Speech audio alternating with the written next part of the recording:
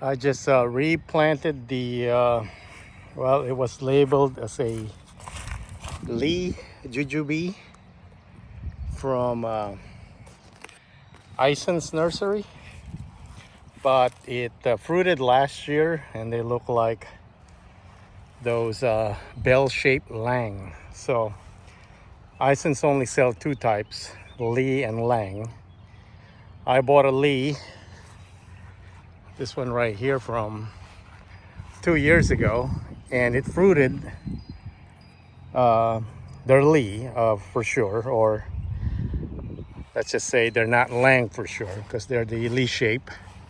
This one fruited about 2 or 3 fruits, and they were the bell-shaped Lang. So kind of disappointed, but hopefully it was just the shape of very young Jujube. Kind of doubt it though. So this one is the spot for the dead scion of the Shaanxi Lee. So we still have one Shaanxi Lee right there. This one didn't make. My last video, I wasn't even sure if the rootstock made or still alive, but it's alive. As you can see, that's the rootstock. So I repotted it and hopefully to graft something in there in the future. It's gonna stay in the pot right here. Maybe if someone, some of my friends wants it, I'll give it to them. Then I'll bring a scion to graft it in the future. So now I planted this supposedly Lee, maybe Lang, right beside the, fairly close to the confirmed Lee from Ison. So this will be its new home now. This is the last potted Jujube from purchased last year, or is it 2 years ago? I think it was just last year.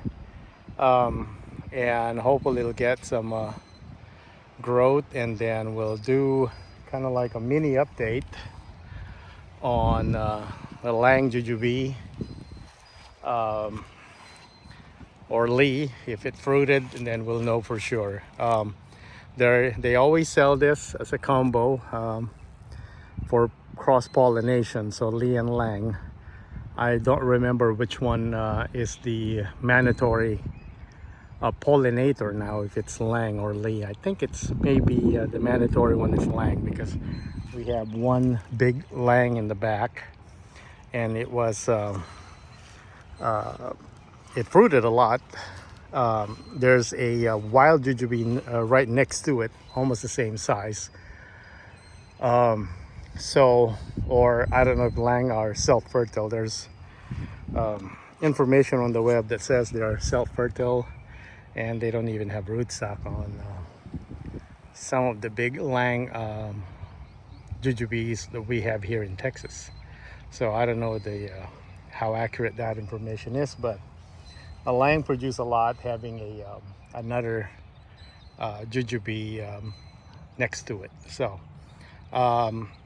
even though it is supposed to be a Lang or Lee video, I can show you real quick the progress on the name variety. So the Lee, it's you can see it's starting to have little buds for the flower. So for Jujube, this would be the fruiting spur, and those are the lateral for the fruiting branch, and then all these things are just dedicated for flowers or fruit. So when you're done harvesting, you can actually prune this, because they're done with their job, and you can concentrate on the growth. So all right, so that's the Lee. Honey jar woke up finally, and I'm also seeing some little bud formation on the honey jar. So it will flower soon. The first one to wake up, and all its kind of flowering branches or spurs is the sugar cane. I don't know if you could see it, but there's a tiny little kind of buds in there. So these are all the flowering stuff.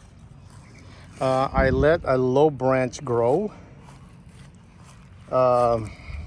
for a kind of like a backup, and I decided to cut it down and change my mind, so now it's growing alongside, so it'll be like a multi-branch or multi-trunk honey jar, and hopefully we'll get some growth, because the process of cutting is you cut ones, I forgot now, you cut it here and you cut it over there, it starts a new growth or it stops the growth, and you basically force it somewhere else. I forgot, I gotta read on it again, I haven't done it in a while. One cut grow or two cut stop, or the vice versa, something like that. This is the Shangzili. It's growing from the bottom. I'm gonna let it, because the deer damaged the trunk right there pretty severely, so I'm gonna let all this kind of growth right here as backup. If I ever need to cut the main one later, there'll be other branches, other trunks. So Shangzili is awake. The dead GA866 with its rootstock growing, and this is GA866. This is our healthiest, I would say, or thickest caliper, called Jujube. All right, so those are just kind of the Jujube update and the in-ground Lee or Lang at this point. So